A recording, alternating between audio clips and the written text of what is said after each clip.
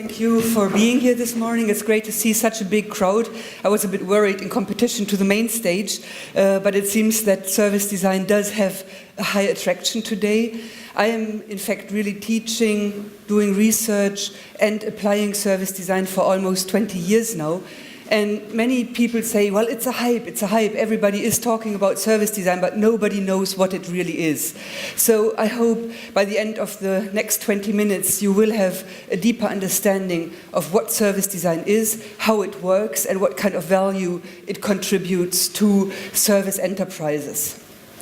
As I said, I do teach, I do research, and I apply service design. In order to give you a bit of the juice of it, I start with an applied project, and it's a project that was done at the Cologne International School of Design, part of the university in Cologne. And it was a project I did with the city of Eindhoven. They invited me to come and try to develop an innovative solution for the problem of drug-addicted street prostitution. That is quite a heavy topic, and the city itself had already done some interventions to improve a really bad situation. They had moved the prostitution from a specific area in Eindhoven to a protected area close to the Philips plant, where there was a container that was led by the Salvation Army, giving a bit of care to the prostitutes. There was a security service that was cruising around that area, making sure that there was not too bad of an aggression against the women. And so the city had already solved the problem of singes lying around at playgrounds, the problem of criminality in an area where citizens lived, and moved the problem to the outskirts. But they were still paying 500,000 euro per year of tax money to maintain this solution of the so-called Tippel zone. And that was a bit of a pain to spend tax money for something that is not really legal and not really, well, let's say, a value for neither the women who were working there nor for the citizens or the politicians in Eindhoven. So they invited me to do a medium-term project with the students, and we went to Eindhoven to explore not only the territory of the so-called Tippel zone, but to also get deep insight into the system that is involved. And I think for everybody it's clear, it's not only the women that are part of that system. It is the clients, it is the pimps, it is the caretakers of different kinds, it is the politicians and the citizens. So we really took a deep dive into that ecology of different actors and different participants in that system. And after a 2-week phase of living in Eindhoven, talking to people, doing observational studies, sharing design probes of different kinds, we went back to Cologne. And in Cologne, we decided that in our creation of an innovative service system, we would, of course, stretch the given structures and the given processes and move into yet unknown territories and try something really new. We also decided to focus on those players in the system that were accessible to us. So we said we cannot really work with the clients within a short time that we have. We cannot change their demand for this service. It will be difficult for us to work with the pimps who are basically criminal and in the background and pulling the threads and not really wanting to talk to anybody, especially not young women that come to Eindhoven to change that system. So we focused on the politicians, the caretakers, and the women in order to create an innovative service system. Intervention 1 that we suggested to the city of Eindhoven was to completely change the structures of the given social service. Because in our research we had found that there is 9 different organizational units in the city that are in touch with the women. The police, the health service, the social service, the Salvation Army, plus. So 9 different organizational units, and we suggested to the city of Eindhoven to make a radical change and to create an organization that would be in a one-to-one personal relationship with the women in order to really understand where they were, where they wanted to go, and what would be the best ways to support them in the specific situations of changing their life. The next thing that we found was that we have to change the role the women themselves play within that system. This is a photo of the container that was placed at the tipple zone, where there was hot coffee and condoms and a bit of shelter for the women.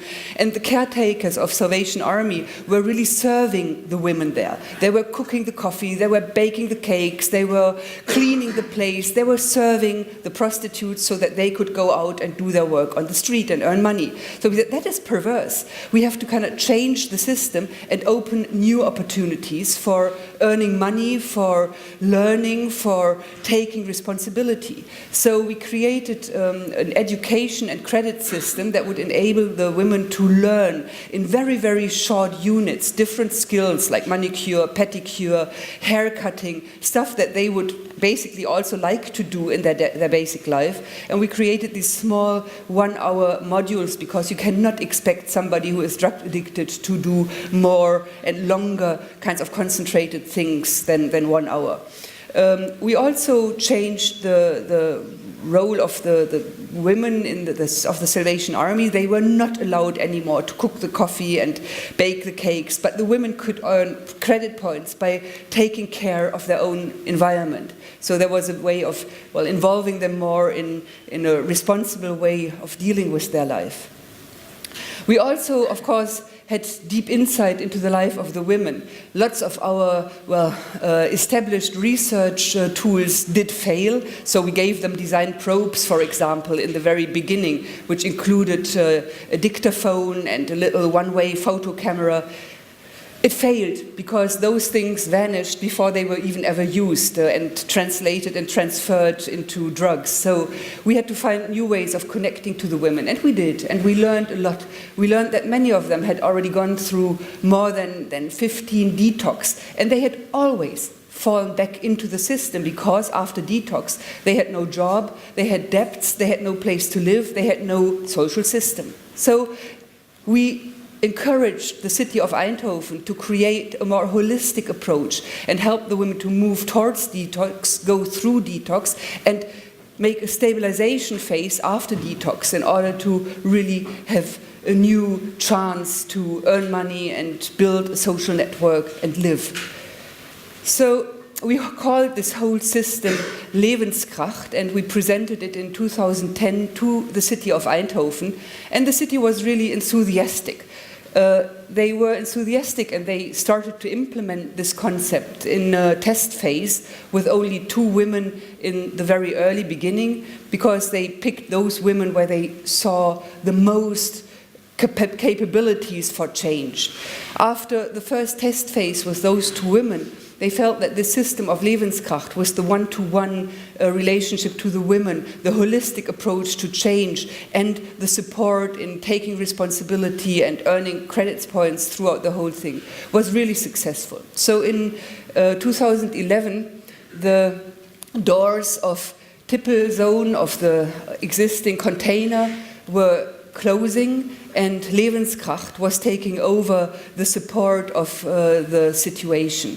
And the last thing I heard last year, end of last year, was that now the Tipple zone is completely closed, and that all the women, all the prostitutes have gone through the change program and found a new opportunity to live.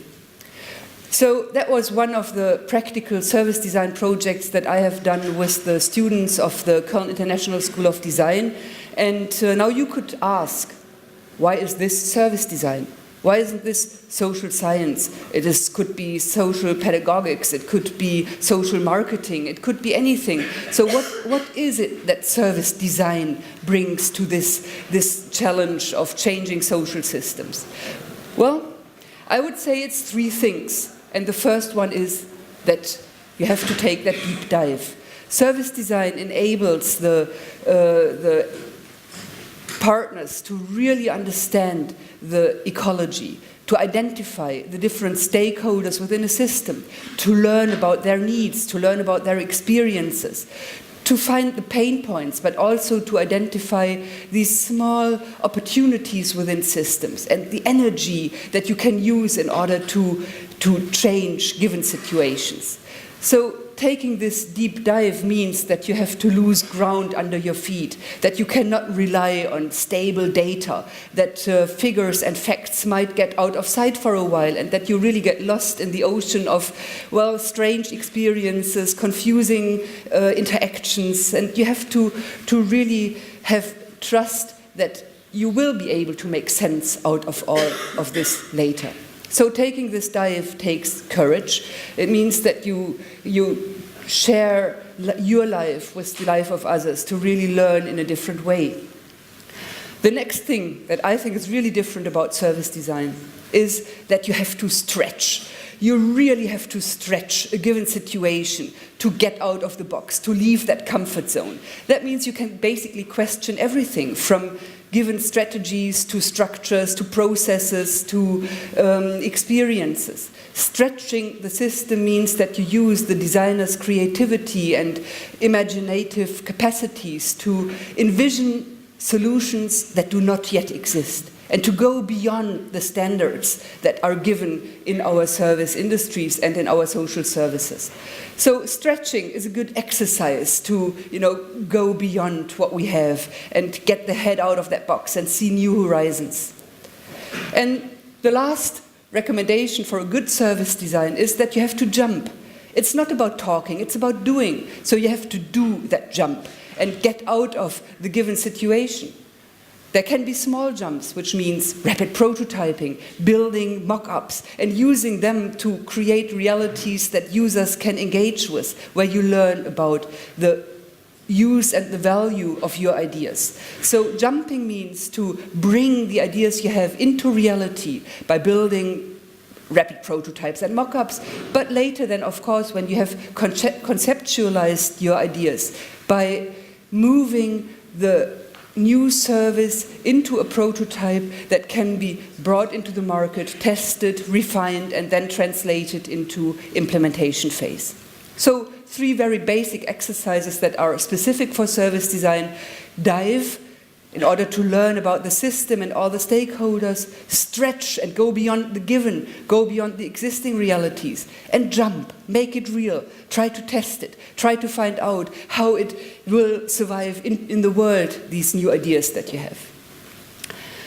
We are deeply rooted in design thinking and design doing. Most of you might know Nigel Cross and his book on design thinking, where he says the specific thing about designers is that they challenge frames, that they love to work on the basis of intuition, and they don't necessarily need quantitative data to feel safe. They move between the problem and solution, jump back and forth. They live with uncertainty.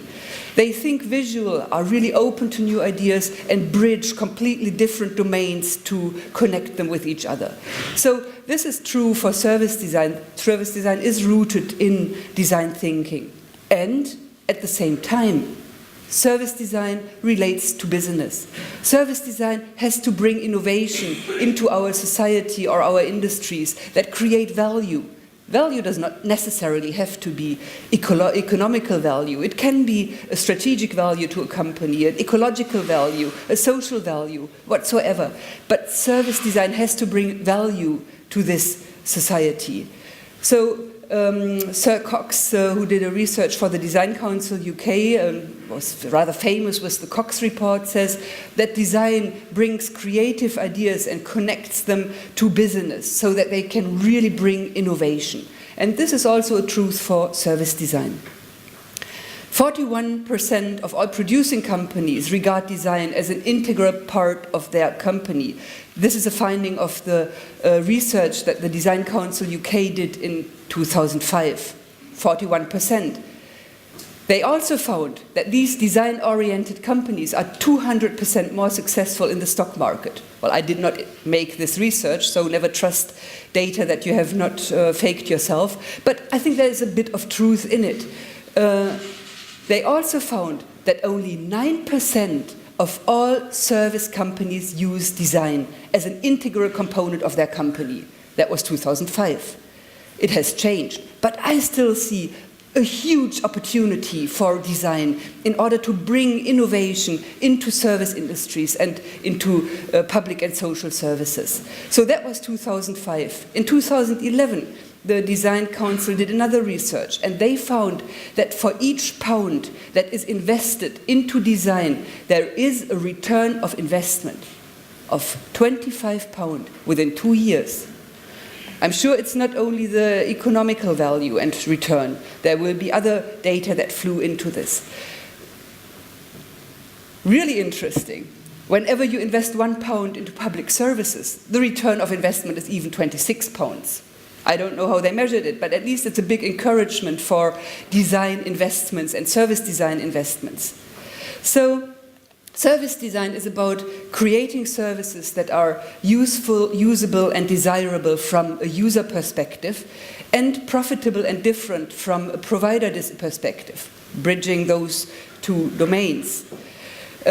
There is a process for service design, but it's nothing extra special. The process of service design, as we define it in Cologne, is organized in 4 phases: exploration, taking that deep dive, creation, stretching the system and coming up with innovative concepts, reflection, meaning that you have to test your ideas and you have to refine them before then in the final phase you can bring them to implementation. The reality is not as well organized as this. The reality of service design is sometimes more messy, but it's always good to have a process. It's good to create trust with your clients and to organize the dialogue of where you are. I have identified 3 different service design levels throughout the last year. The first level of service design is the interface level. Service designers can do great jobs by stepping into the user's shoes, by analyzing service interfaces, by identifying touch points, and by improving and innovating the experience along the interface of a service. Fabulous projects on that interface level. But service design can also move to a system level. System level meaning that sometimes if you want to improve and innovate services, you have to radically change structures and processes, procedures, regulations. So service design that goes to the backstage and looks at the service experience from the inside of the provider can contribute a lot in simplifying, reorganizing those silos by creating structures and processes that really help to fulfill the user's needs at that interface. And last but not least, we have the strategic level. The strategic level of service design, meaning that service design can be used to reposition companies and to create new and new service strategies that will make a difference. So this is more the consultancy level of service design. As I said earlier, all 3 levels make sense, and it really depends on the demand of the client, and it depends on the capability of the service design agency, how far you go. And I think this graphic also makes clear that service design is not a job that is done by a service designer. It is a very interdisciplinary approach that involves many partners with many different capabilities from outside and from within the company. Throughout the last year, service design has been discussed a lot, and the University of Arizona, where Mary Jo Bittner, the old mother of service marketing, has her research center. They have done an analysis on research priorities in the service sciences, and they have identified service design as being one of the 9 priorities for research within the service sciences. So I thought that was really interesting that service design is now seen as one of the engines of the future of this whole field of service sciences. The Design Council in UK has done a scoping study at the end of 2012, and they have identified service design as the area for research funding for the next years. So the Design Council UK has decided that massive research investments will be made into the field of service design in order to get projects done that have a higher scale, in order to improve the measurements of value. What does service design give as a value, how can you measure that, and in order to improve education in service design. So the scoping study of the Design Council pushes service design forward in research and also identifies these 3 areas of need: big projects, measurement of value, and improvements in education.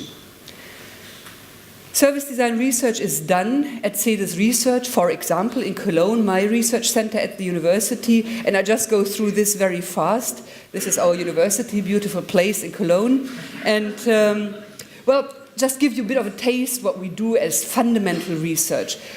We did a research in 2009 on enthusiasm. What is enthusiasm? What are the dimensions of enthusiasm, and how can we help our clients to create services that really enthuse their customers, their users?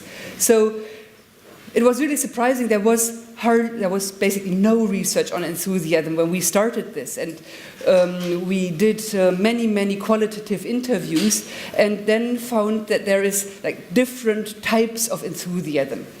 So we organized different types of enthusiasm and said that the service-related enthusiasm is more this short-term, extrinsic and individual enthusiasm. And then we did content analysis with our interviews, and we identified 9 dimensions of enthusiasm, which we then translated in a little tool that we use when we work with our clients and try to design enthusiasm-producing features of services.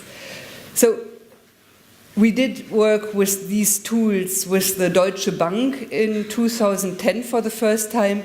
I had Julia Roberts as a partner in this. So we translated the dimensions of enthusiasm into little inspiring video clips. You might remember this one from so this is like one dimension of enthusiasm that has to do with generosity, where you give something in excess to somebody, not limited. And working with these 9 dimensions of enthusiasm with our clients really brings innovation forward. For example, the Deutsche Bank created a new service around losing your credit card. So it's not only about blocking that credit card any longer, it's now about providing services related to you being abroad somewhere, not having money, not having a credit card, and really helping in that situation. So enthusiasm research and then translating the findings into tools. We work a lot on behavioral research, but I see that I should move forward fast right now. I've got 3 minutes, it's only 12 minutes. Are you pushing me? No, I think it's 20 minutes.